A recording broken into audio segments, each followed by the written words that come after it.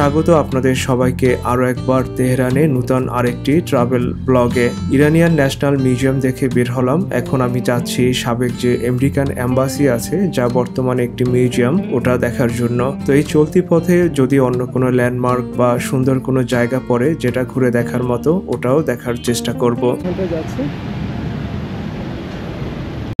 আজকে অনেক জায়গা ঘুরে দেখবো তেহরানের, সকাল থেকে সন্ধ্যা পর্যন্ত। কিন্তু এখনই আমার অলরেডি পা ব্যথা শুরু হয়ে গেছে, কারণ কালকে সারাটা দিন ঘোরাঘুরি করছি।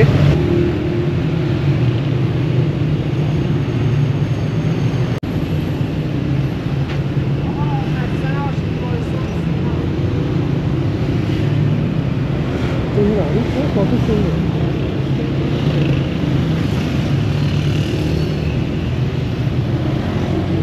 Landmark. Hi. Wow. What is this? Old gold.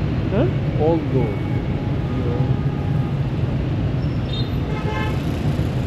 Maybe it's a foreign stuff. আমি এখন রয়েছি তেহরানের বাগি মেল্লি বা জাতীয় উদ্যানের সামনে। আর এই ফটকটিকে বলা হয় দারওয়াজে বাগে মেল্লি বা জাতীয় উদ্যানের ফটক। এটি খুবই উঁচু এবং 7 রঙের টাইলস দিয়ে সজ্জিত। তো এখন আমি এর ভিতরে প্রবেশ করলাম দেখার জন্য।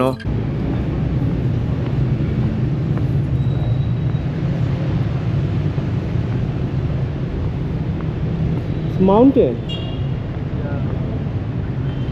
দেখেন, শেষ দিকে মাউন্টেন দেখলে কে না বলবে এটা কোনো ইউরোপের শহর না, দূরে মাউন্টেন দেখা যাচ্ছে।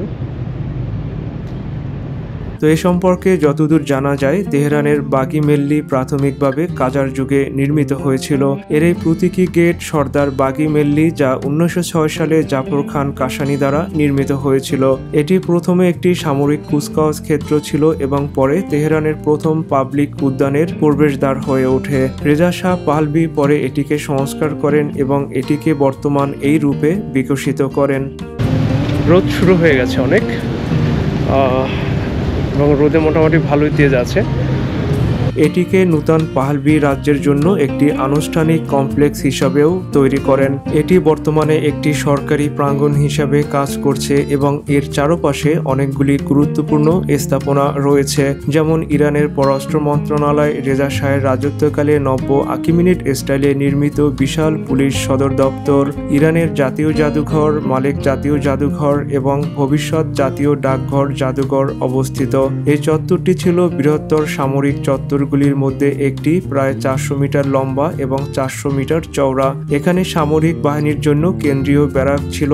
কখনো কখনো নাসের আল দিন শাহ উপর থেকে সামরিক বাহিনীর হোমওয়ার্ক পর্যবেক্ষণ করতেন। এই চত্বরের গুরুত্বপূর্ণ ঘটনাগুলির মধ্যে একটি হলো নাসের আল দিন শাহের যে খুনি ছিল মির্জা রেজা কেরমানির মৃত্যুদণ্ড এখানে হয়েছিল। সেই সাথে শেখ ফজলুল্লাহ নুরির মৃত্যুদণ্ড এই চত্বরে হয়েছিল।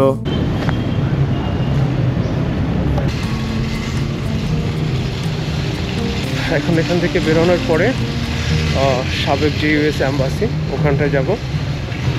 চলেন আপনাদেরকে ওখানটা নিয়ে যাচ্ছে।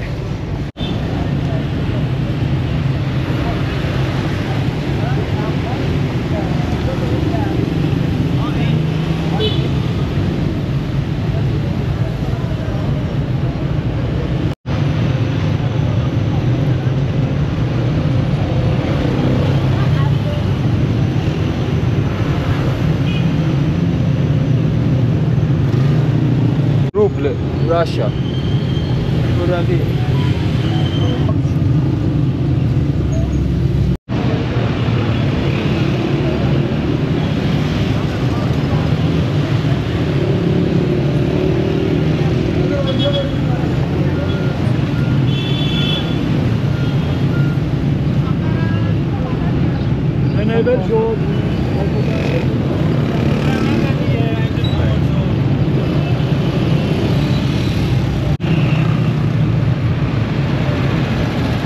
তো আমরা দুজন এখন তেহরানের রাস্তায় ঘুরে বেড়াচ্ছি। আপনারা সাধারণ যে ইরানিয়ান ওনাদের মুভমেন্ট দেখতে পাচ্ছেন, খুবই সুন্দর পরিষ্কার পরিচ্ছন্ন রাস্তাঘাট। আসলে তেহরান নগরীটাই অনেক সুন্দর এবং ওয়েদারটা আরো ভালো লাগতে আছে, যেহেতু চারপাশে মাউন্টেন। ওয়েদার মানে খুব একটা গরম না, মাঝে মাঝে একটা ঠান্ডা বাতাস এসে গায়ে লাগে। আমাদের যদিও এখন ইউএস এর এম্বাসি দেখতে যাওয়ার কথা ছিল, কিন্তু ও আমাকে নিয়ে চলে আসলো বিখ্যাত হুমায়ুন স্ট্রিটে। তো আমি এখানে এসে দেখি চারপাশে শুধু খাবার আর খাবার, মানে নাকে এসে মিষ্টি খাবারের গন্ধ লাগছে, কত ধরনের যে খাবার এদিকটায়। তো পরে আমাকে বলল যে তুমি যদি এখন দুপুরের খাবার না খাও তো পরবর্তীতে আর খাবার খাওয়ার সময় পাবে না। আর তাছাড়া ও যেহেতু একটা সময় পরে আজকে চলে যাবে, তো চাচ্ছে ও লাঞ্চটা আমাকে করিয়ে দিয়েই তারপরে ও যাবে। এই বিখ্যাত এবং জনপ্রিয় জায়গাটির নাম হচ্ছে বাব হুমায়ুন স্ট্রিট। এটি তেহরানের সবচেয়ে পুরাতন রাস্তার একটি, যা সর্বপ্রথমে পাকা এবং পিচ ঢালাই দেওয়া হয়েছিল। এটি বর্তমানে বিখ্যাত বিভিন্ন ধরনের খাবার, পানীয় এবং স্ট্রিট ফুডের জন্য। 1250 সালে নাসের আল দিন শাহের শাসনামলে ওনার আদেশে এই রাস্তাটি পাকা করা হয়েছিল। তখন এর চারপাশে দোকানপাট এবং নকশা করে সুন্দরভাবে গাছপালা লাগিয়ে বিউটিফিকেশন করা হয়েছিল। তো সন্ধ্যা হতে এই রাস্তাটি জমে ওঠে, রাত অবধি চলতে থাকে এবং দিনেও অনেক মানুষ আসে এখানে খাবার খাওয়ার জন্য।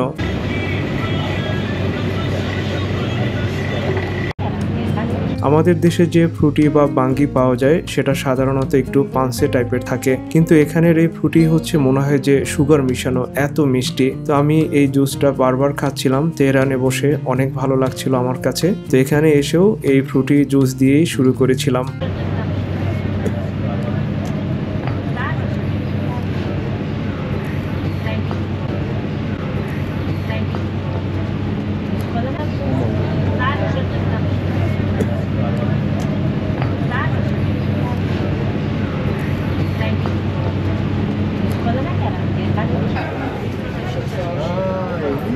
এখানে যে এত ধরনের পার্সিয়ান খাবার রাখা আছে যা দেখে যেন শেষ হচ্ছে না, খুবই কালারফুল, মানে চোখে দেখতেও অনেক ভালো লাগছিল।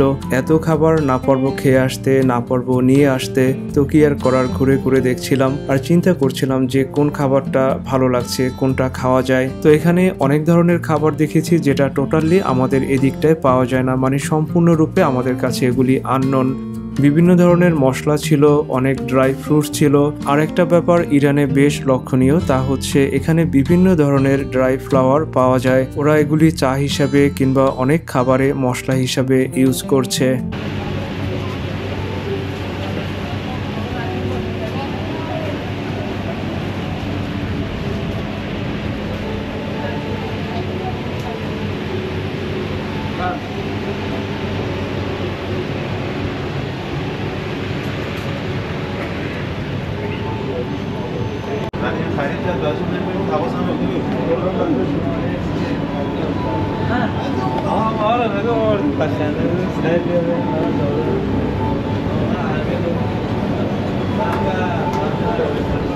This is ice cream. And then ice cream. For breakfast.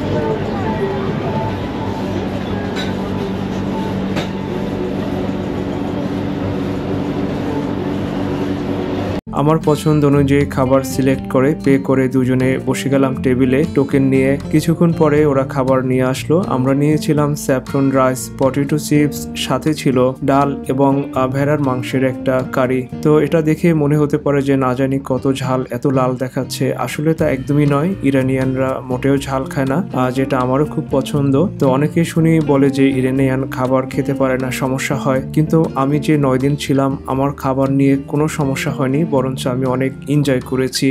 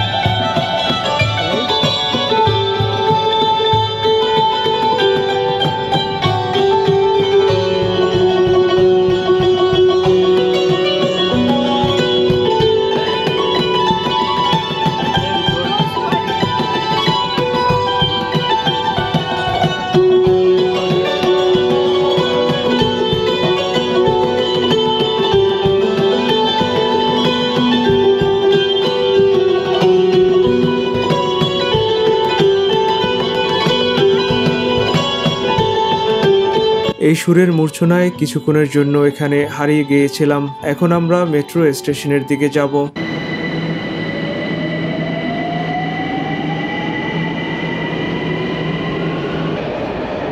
Nearest যে মেট্রো স্টেশন, এখানটায় আমরা দুজন নেমে গেলাম। এখান থেকে খুবই কাছে, একদম মানে পায়ে হাঁটার দূরত্বেই হচ্ছে সেই সাবেক মার্কিন দূতাবাস। খুবই ঘটনাবহুল সেই জায়গাটি আমরা এখন দেখতে যাব। তো চলুন আমরা একসাথে আগানো যাক।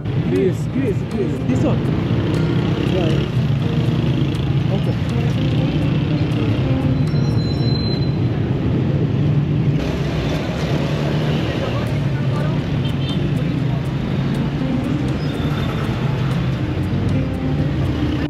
সাবেক রয়েছে ইউএসএ অ্যাম্বাসির সামনে, সাবেক ইউএসএ অ্যাম্বাসি। তেহরানের প্রাক্তনে মার্কিন দূতাবাসটি বর্তমানে একটি ঐতিহাসিক এবং তাৎপর্যপূর্ণ স্থান। এই দূতাবাসটি 1979 সালে ইরানি বিপ্লব এবং জিম্মি সংকটের কেন্দ্রবিন্দুতে পরিণত হয়েছিল। ইরানের ইসলামী প্রজাতন্ত্রের প্রতিষ্ঠাতা আয়াতুল্লাহ খমেনির নেতৃত্বে পরিচালিত বিপ্লবের পর 1979 সালের 4 নভেম্বর তেহরানে অবস্থিত এই মার্কিন দূতাবাসটি দখল করা হয়েছিল।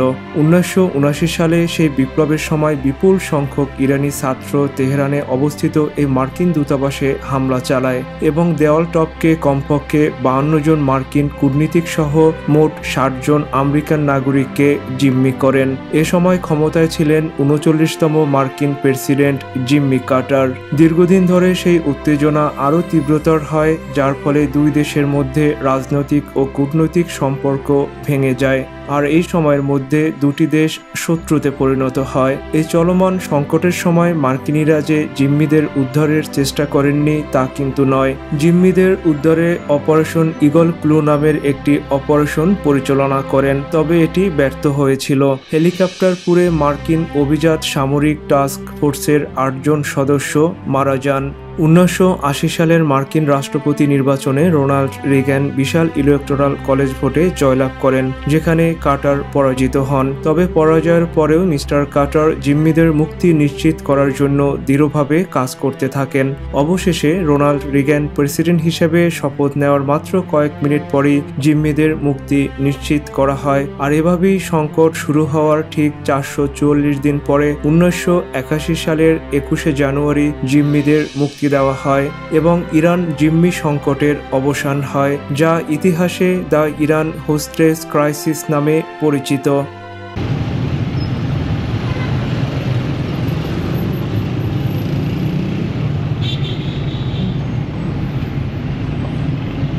এমনই একটি ঘটনাবহুল জায়গায় সেই ক্রাইসিসের 40 বছর পরে আমি ঘুরে দেখার জন্য আসছি। দূতাবাসের দেওয়ালের ভবনে বিভিন্ন ধরনের ছবি, কার্টুন, মার্কিন বিরোধী স্লোগান দেখতে পারবেন। পাশাপাশি এর ভিতরে যে মেইন দূতাবাস ভবনটি রয়েছে, যেখানে অ্যাম্বাসেডর বসতেন, তার কক্ষটিও দেখতে পারবেন। দূর থেকে একদল শিক্ষার্থীদের দেখতে পাচ্ছিলাম, যারা আমাকে নিয়ে কিছু একটা বলছিল এবং মজা করছিল। কেউ হয়তো স্কুল লাইফের শেষ পর্যায়ে, কেউ হয়তো সবেমাত্র কলেজ লাইফে পা রেখে। ওদের চোখে মুখে দুনিয়াকে জানার প্রবল একটা আগ্রহ আমি দেখতে পাচ্ছিলাম। তো ওদের সাথে কথা বলে যেটা জানতে পারলাম, ওরা আমাকে নিয়ে যেটা বলছিল আমি কোন দেশের হতে পারি। একদল বলছিল যে আমি পাকিস্তানি, আর একদল বলছিল যে আমি ইন্ডিয়ান, তবে একজন মাত্র বলেছিল যে আমি হয়তোবা বাংলাদেশিও হতে পারি। আসলে বাংলাদেশ থেকে এখানে পর্যটক এতটা কম যায় যে শুরুতে ওদের মাথায় বাংলাদেশের নাম না আসাটা খুবই স্বাভাবিক। ওদের সাথে বেশ কিছুক্ষণ গল্প করছিলাম, ওরা আমার ইউটিউব চ্যানেলের নাম নিল, আমরা ইনস্টাগ্রাম আইডি শেয়ার করলাম। ওরা ছিল খুবই ভালো, জিনিয়াস এবং অনেক ফ্রেন্ডলি। তোমরা যদি আমার এই ভিডিওটি দেখে থাকো, তোমাদের জন্য অনেক শুভেচ্ছা এবং ভালোবাসা রইল। তখনও যেটা বলেছিলাম সেটা আবারও বলছি, তোমরা যখন বড় হবা অবশ্যই বাংলাদেশ ভ্রমণে আসবা।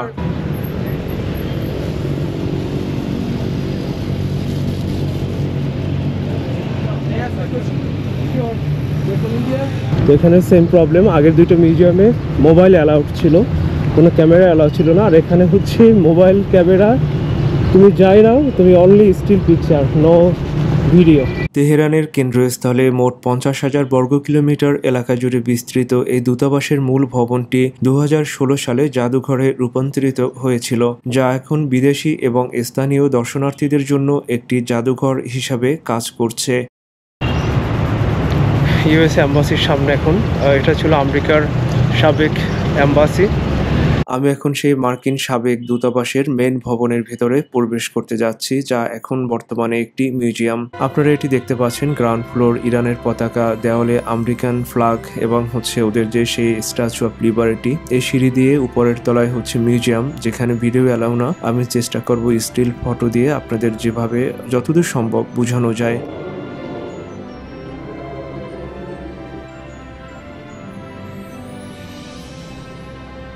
এটি মূল এম্বাসি ভবনের ভিতরের অংশ, যেখানে আমরা সুবিশাল লম্বা একটি করিডোর দেখতে পাচ্ছি। এই করিডোরের দুপাশে অনেকগুলি রুম রয়েছে। এই রুমগুলি অফিস কক্ষ সহ আরো বিভিন্ন কাজে ব্যবহৃত হতো। এখানে আসলে আপনারা যেসব জিনিস দেখতে পারবেন তার ভিতরে অ্যাম্বাসেডর যে রুমে বসতেন তার সেই কক্ষ সহ দখলের সময় পাওয়া বিভিন্ন ধরনের নথি, নজরদারি সরঞ্জাম এবং অন্যান্য আরো অনেক জিনিসপত্র।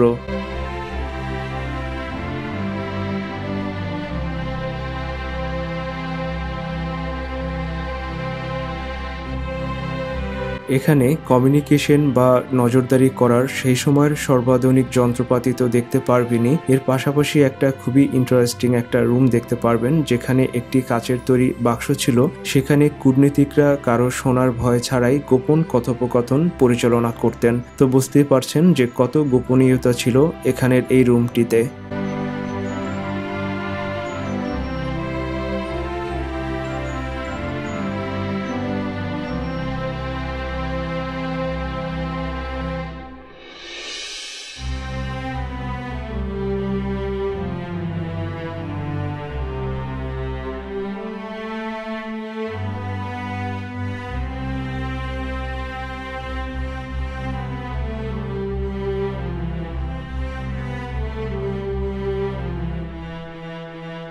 আপনি যদি চান এখান থেকে ওই সময় ঘটে যাওয়া বিভিন্ন ঘটনার দুর্লভ ছবি, লেখা, আর্টিকেল সম্মিলিত বই, ম্যাগাজিন, বিভিন্ন স্মারক সংগ্রহ করতে পারেন। এখানে একটি ছোট সেলস কর্নার রয়েছে, ওখান থেকে।